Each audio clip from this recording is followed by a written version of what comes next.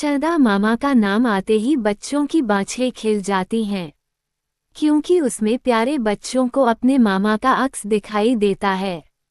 चंदा का नाम सुनते ही करवा चौथ पर सारे दिन भूखी प्यासी रहने वाली सुहागन स्त्रियों की बाँछें खिल जाती हैं, क्योंकि उसे देखकर ही वो व्रत खोलती हैं। ईद के चंदा का नाम सुनते ही रोजेदारों की बाँछें खिल जाती हैं, क्योंकि ये ईद के आने की निशानी होता है। मगर चंदा लेने वालों को देखकर जनता की भौहें सिकुड़ जाती हैं कि लो ये फिर आ गया चंदा मांगने। चंदा लेना पूर्णतः गलत नहीं है, क्योंकि सार्वजनिक कार्यक्रम आम जनता के सहयोग से ही किए जाते हैं। निर्धन कन्याओं का विवाह, भंडारे का आयोजन, भजन संध्याओं का आयोजन, रामलीला का आयोजन तथा अन्य कई धार्मिक कार्यक्रम आम जनता के सहयोग से ही भव्य रूप ले पाते हैं, क्योंकि किसी एक व्यक्ति के लिए केवल अपने ही दम पर इतने भव्य कार्यक्रम को करवाना मुश्किल होते हैं। ऐसे धार्मिक आयोजनों में अक्सर चंदा लेने वाली टीम कार्य करती है तथा आय व्यय का पूर्ण लेखा जोखा रखा जाता है। इस तरह के चंदे के पैसे को यदि कोई अपने निजी प्रयोग में लाता है तो उसका जवाबदेह वो खुद होता है। मगर वो चंदा जो संगीत संध्याओं, कवि सम्मेलनों या मुशायरों जैसे स्वांतः सुखाई कार्यक्रमों के लिए आम जनता से लिया जाता है, उसकी जवाबदेह जनता ही होती है। ये जानते हुए भी कि फलां आयोजक, संयोजक इस चंदे से प्राप्त धन की अधिकांश मात्रा अपने निजी प्रयोग में लाता है, इसे कमाई का साधन बनाया हुआ है, बरस भर की रोटी पानी और व्यसनों का जुगाड़ भी इसी से करता है। अगर आम जनता उसे धन देती है तो इसकी जवाबदेह फिर वो जनता खुद है। यद्यपि रहीमदास जी ने कहा है कि रहीमन वो नर मर चुके जो कहीं मांगन जाहीं, उनतई पहले वो मुए जिन मुख निकसत नाही। तथापि किसी ऐसे आयोजक, संयोजक को चंदा देना जो लंबे समय से चंदा खा जाने के लिए बदनाम हो, इंसानी फितरत की गलती ही कही जाएगी।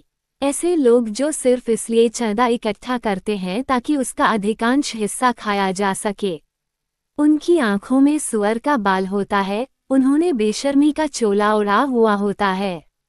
क्योंकि किसी से चंदा मांगना अपनी आत्मा को गिरवी रखने जैसा है, विशेष तौर पर तब जब आप जानते हैं कि इस चंदे का उपयोग आप अपने निजी हित में करने वाले हैं। मगर ऐसे स्वांतः सुखाई कार्यक्रमों के लिए चंदा मांगने वाले नित नई ट्रिक्स अपनाकर चंदा इकट्ठा करते हैं। इनका मुख्य ध्यान निमंत्रण पत्र पर ही होता है और उसमें फोटो डलवाने का प्रलोभन देकर ये आम जनता को बेवकूफ़ बनाकर चंदा ऐंठते हैं।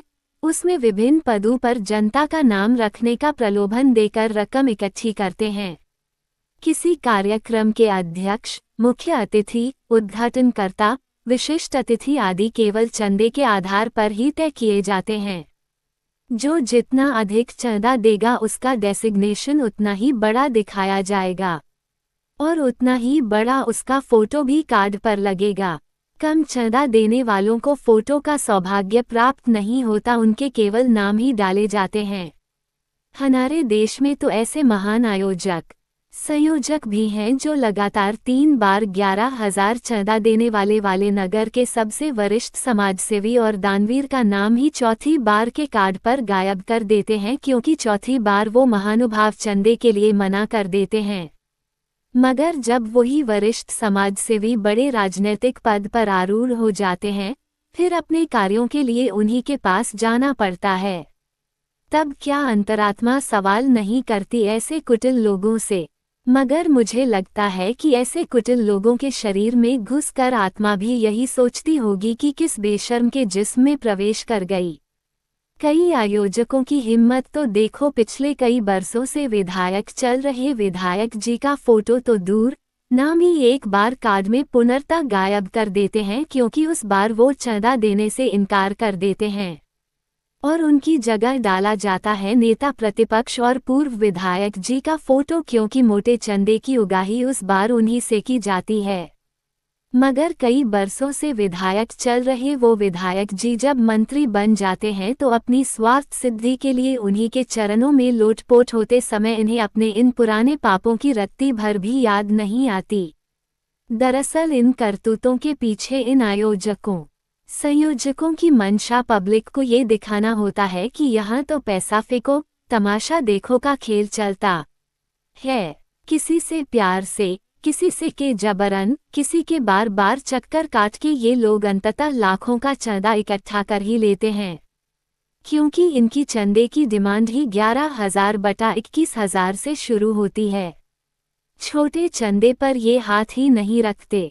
किसी से मजबूरन लेना ही पड़े तो वो बात अलग है, क्योंकि छोड़ना तो किसी को भी नहीं है ना। ये चंदा वीर अपने कार्य में इतने दक्ष होते हैं कि केवल नगरवासियों से ही नहीं अपितु दूसरे शहरों के लोगों से भी चंदा इकट्ठा कर लेते हैं। किसी नेता को नहीं बख्शते, किसी समाजसेवी को नहीं बख्शते, किसी डॉक्टर को नहीं बख्शते, किसी इंजीनियर को नहीं बख्शते, किसी व्यवसायी को नहीं बख्शते, किसी शिक्षाविदा को नहीं बख्शते और तो और किसी प्रशासनिक अधिकारी तक को नहीं बख्शते। अब आप सोच रहे होंगे कि लाखों का चंदा इकट्ठा होने के बाद कार्यक्रम किस स्तर का होता होगा। जायज सा प्रश्न है। सच तो यह है कि कार्यक्रम का कोई स्तर ही नहीं होता। इस कार्यक्रम को कवि सम्मेलन का नाम ना देकर दानवीर अभिनंदन समारोह कहा जाए तो ज़्यादा उचित रहेगा, क्योंकि कई घंटों तक केवल दानवीरों के गले में मालाएं पहनाकर उनका सम्मान ही किया जाता है। कवि सम्मेलन हो जाए तो गनीमत है। किसी भी कवि सम्मेलन की बैकबोन माने जाने वाले कवियों पर कितना ध्यान दिया जाता है, ये तो कवि सम्मेलन के 8 या 10 पेज के कार्ड पर सबसे अंतिम पन्ने पर कवियों के नाम की छोटी सी लिस्ट देखकर ही अंदाजा हो जाता है। लाखों रुपया इकट्ठा करके कार्यक्रम की महज कुछ हजारों में ही इतिश्री कर दी जाती है। बाकी पैसा जाता है आयोजक, संयोजक महोदय की जेब में। ये सब हालत और हालात देखकर एक पुराना गाना याद आता है। सीधे रास्ते की ये टेढ़ी चाल है, गोलमाल है भाई सब गोलमाल है।